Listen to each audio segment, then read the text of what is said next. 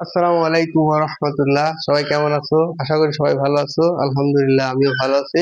আজকে পরবর্তী যে আলোচনা, এই 6টা আলোচনার পরে আর পরবর্তী আর 4টে বিক্রিয়া আছে। 4টে বিক্রিয়া নিয়ে এখন আমি আলোচনা করব ইনশাআল্লাহ। তাহলে প্রথম বিক্রিয়াটা হচ্ছে এখানকার আজকের আর্দ্র বিশ্লেষণ। আর্দ্র বিশ্লেষণটা কি? আর্দ্র মানেই পানি, আর এটাকে ইংরেজিতে বলে হাইড্রোলাইসিস, মানে পানি বিশ্লেষণ বা আর্দ্র বিশ্লেষণ। এই বিক্রিয়াটা কেমন? এই বিক্রিয়াটা হচ্ছে যদি কোনো একটা রাসায়নিক বিক্রিয়ায় পানি অন্য কোনো যৌগের সাথে বিক্রিয়া করে একটা যৌগ উৎপন্ন করে, নতুন যৌগ উৎপন্ন করে, তখন সেটাকে বলা হয় হচ্ছে আর্দ্র বিশ্লেষণ বা পানি বিশ্লেষণ বা হাইড্রোলাইসিস রিয়াকশন। তাহলে এটা কেমন?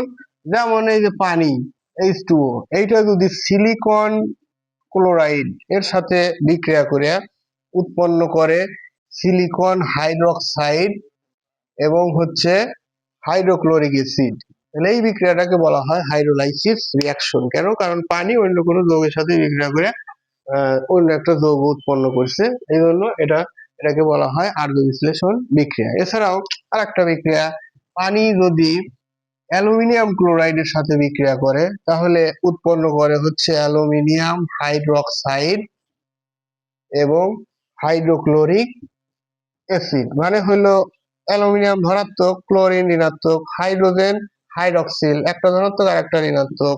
তাহলে এইভাবে অ্যালুমিনিয়াম আর হচ্ছে হাইড্রক্সিল মিলে অ্যালুমিনিয়াম হাইড্রক্সাইড, আর হাইড্রোজেন আর ক্লোরিন মিলে হাইড্রোক্লোরিক অ্যাসিড। একইভাবে এখানে সিলিকন আর হাইড্রক্সিল সিলিকন হাইড্রক্সাইড, আর হাইড্রোজেন আর ক্লোরিন হাইড্রোক্লোরিক অ্যাসিড। তাহলে এখানে দুইটাতেই কি কমন আছে? পানি। পানি অন্য কোনো যৌগের সাথে বিক্রিয়া করে যদি সেই যৌগের হাইড্রক্সাইড বা অন্য কোনো যৌগ উৎপন্ন করে, তখন সেই যৌগটাকে বলা হয় হচ্ছে আর্দ্র বিশ্লেষণ। সেই বিক্রিয়াকে বলা হয় আর্দ্র বিশ্লেষণ বিক্রিয়া। আশা করি সবাই বুঝতে পারছো। এরপরে আছে সেটা হচ্ছে পানি যোজন। পানি যোজন। পানি যোজন বিক্রিয়াটা কি?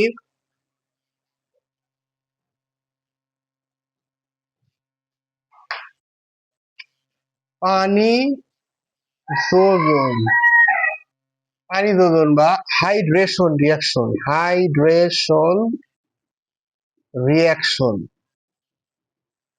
পানি যোজন নাম শুনেই বোঝা যাচ্ছে যে এখানে পানি যুক্ত হবে। আগেরটায় পানি আর একটা যৌগের সাথে বিক্রিয়া করে অন্য যৌগ তৈরি করছিল, আর এইখানে শুধুমাত্র পানি যেভাবে আছে ওইভাবেই যুক্ত থাকবে। যেমন কপার সালফেট, এইটা 5 অণু পানির সাথে যুক্ত হয়ে একদম 5 অণু পানি সহই নতুন একটা যৌগ তৈরি করে, তার নাম হচ্ছে কপার সালফেট ইন্টু 5 অণু পানি, বা এটাকে বলা হয় পেন্টাহাইড্রেট কপার সালফেট। পেন্টা মানে 5, পেন্টাহাইড্রেট, আর এটা তো কপার সালফেট, কপার সালফেট। তাহলে পেন্টাহাইড্রেট কপার সালফেট। তাহলে এখানে পানি যুক্ত হয়েছে কার সাথে? কপার সালফেটের সাথে যুক্ত হয়ে একেবারে সাথে যুক্ত হয়ে উৎপন্ন করেছে কপার সালফেট ইন্টু 5 অণু পানি, বা যেটাকে ইউপ্যাক নাম হচ্ছে পেন্টাহাইড্রেট কপার সালফেট।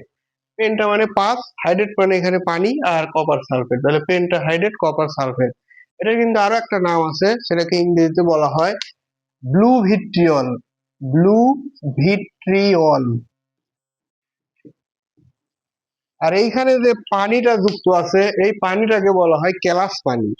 এই পানিটাকে কি পানি বলা হয়? কেলাস পানি। কেলাস, কেলাস পানি।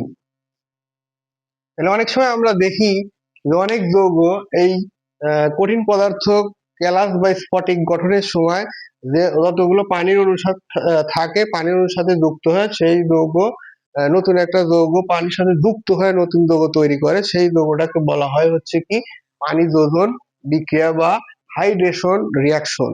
তাহলে এইরকম ভাবে আরো যৌগ, যেমন ফেরাস সালফেট যদি 7 অণু পানির সাথে যুক্ত হয়, সরাসরি 7 অণু পানি সহই একটা যৌগ তৈরি করে ফেরাস সালফেট ইন্টু 7 অণু পানি, বা এটাকে বলা হয় 7কে গ্রিক ভাষায় ল্যাটিন ভাষায় বলা হয় হেপ্টা।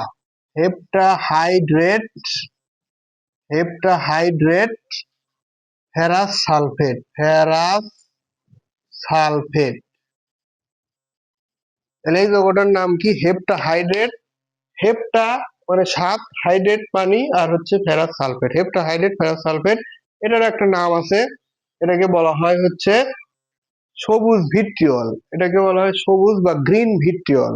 আর একটা যৌগ আছে, যেমন হচ্ছে জিঙ্ক সালফেট যোগ 7 অণু পানি বা কেলাস পানি এর সাথে যুক্ত হয়ে উৎপন্ন করে এই জিঙ্ক সালফেট ইনটু 7 অণু পানি বা হেপ্টাহাইড্রেট জিঙ্ক সালফেট, এবং এটাকে বলা হয় হোয়াইট ভিট্রিয়ল বা সাদা ভিট্রিয়ল। এটা সাদা ভিট্রিয়ল, এটা সবুজ ভিট্রিয়ল, আর এটা হচ্ছে ব্লু ভিট্রিয়ল। এই তিনটে আলাদা নাম আছে, এগুলো কিন্তু অনেক সময় পরীক্ষায় আসে। এই বিষয়টা জানলে আমরা পানি যোজন সম্পর্কে বিস্তারিত জানতে পারবো। তারপরে যে বিষয়টা আছে সেটা হচ্ছে সমানুকরণ বিক্রিয়া।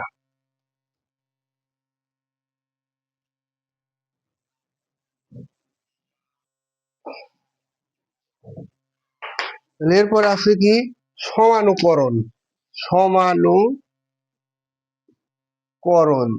বা আইসোমারাইজেশন, আইসোমারাইজেশন রিঅ্যাকশন। তাহলে সমানুকরণ বিক্রিয়াটা কি? সম অণু মানে একই অণু, সম মানে একই, তাহলে অণু একই অণু, তাহলে এখানে কি একই অণু হবে?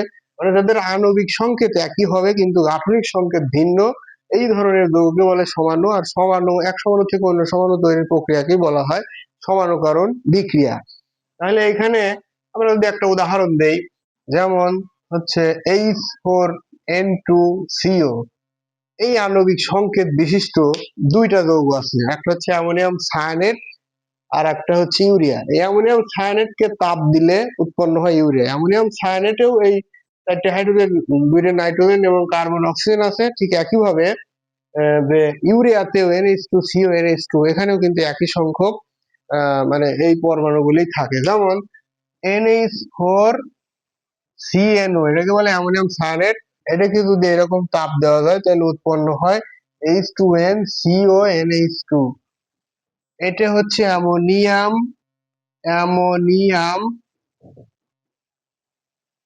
সায়ানেট, অ্যামোনিয়াম সায়ানেট, এটা তাপ, আর এটার নাম হচ্ছে ইউরিয়া।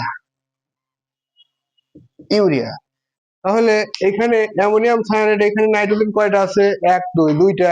হাইড্রোজেন কয়টা আছে? 4টা। কার্বন কয়টা আছে? একটা। অক্সিজেন কয়টা আছে? একটা। ঠিক একইভাবে ইউরিয়া যৌগের নাইট্রোজেন কয়টা? 1 2। হাইড্রোজেন কয়টা? 2 2 4। কার্বন কয়টা? একটা। অক্সিজেন কয়টা? একটা। তাহলে এই দুইটা যৌগ ভিন্ন যৌগ, কিন্তু দুইটারই আণবিক সংকেত একই, H4N2CO, কিন্তু এদের গাঠনিক সংকেত আলাদা। NH4CONO এটা অ্যামোনিয়াম সায়ানেট, আর H2NCO NH2 এটা হলো ইউরিয়া। এই ধরনের যৌগকে বলা হয় সমানুকরণ, এই ধরনের বিক্রিয়াকে বলা হয় সমানুকরণ বিক্রিয়া। মানে সমানুকরণ বা আইসোমারাইজেশন কি? আণবিক সংকেত একই কিন্তু গাঠনিক সংকেত ভিন্ন হওয়ার কারণে ভিন্ন ধরনের যৌগ তৈরি হয়, এই ধরনের বিক্রিয়াকে বলা হয় আইসোমারাইজেশন রিঅ্যাকশন বা সমানুকরণ রিঅ্যাকশন। এরপরে আর একটা, সেটার নাম লাস্ট বিক্রিয়া, সেটা হচ্ছে পলিমারকরণ বিক্রিয়া। তাহলে পলিমারকরণ বিক্রিয়াটা কি? পলিমারকরণ, পলিমারকরণ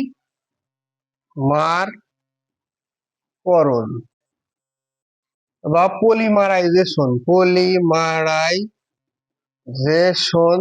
রিঅ্যাকশন। এই বিক্রিয়াটা কেমন?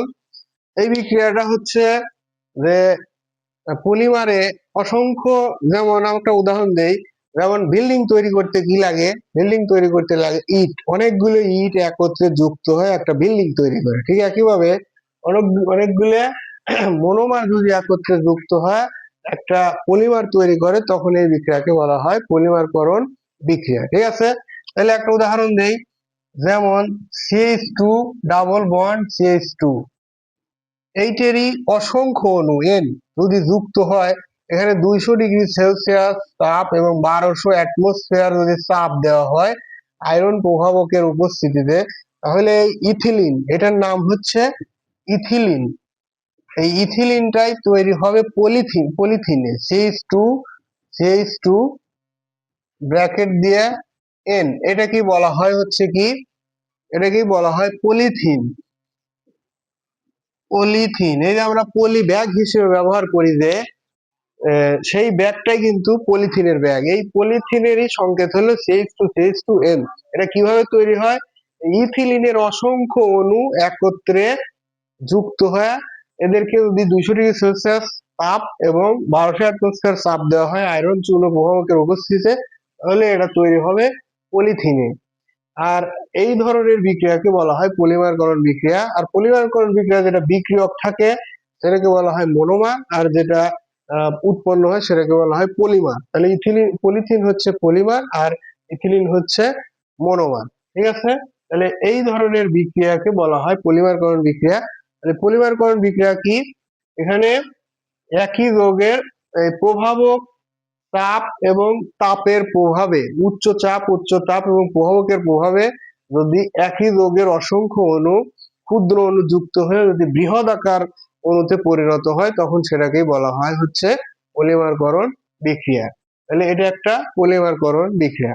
তোমাদের বইতে মোটামুটি এই 10টা বিক্রিয়াই অত্যন্ত মানে স্টুডেন্টরা বুঝতে অসুবিধার মধ্যে পড়ে। আশা করি এই 10টা যদি তোমরা আমার ভিডিওটা দেখে থাকো এবং আগের ভিডিওটা যেখানে আমি 6টা নিয়ে আলোচনা করছি, এই 2টা ভিডিও দেখলে এই অধ্যায়ের যত বিক্রিয়া আছে মোটামুটি আশা করি পারবে। এবং আমার জানা মতে এই অধ্যায়ে মোট 40টা রিয়াকশন আছে, এর মধ্যে এখানে এইগুলি কিন্তু ম্যাক্সিমাম। আর আরো কিছু আছে, পুরো বইতে প্রায় 270-এর বেশি বিক্রিয়া আছে। এই বিক্রিয়াগুলো আশা করি তোমাদেরকে আমি সহজভাবে বোঝাবো পরবর্তী ভিডিওগুলোতে। ঠিক আছে, ধন্যবাদ সবাইকে। আল্লাহ হাফেজ।